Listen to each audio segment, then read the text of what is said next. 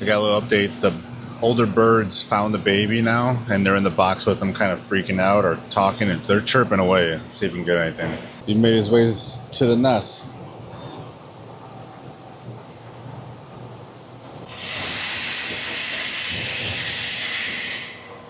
I don't know what to do. Should I just put the box outside? Oh, he's going back. How do I help this fucking guy?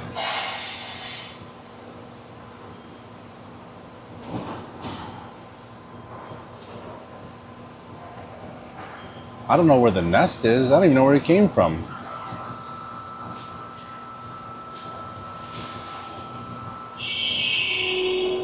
I definitely don't want to just put him on the ground. You'll get ran over.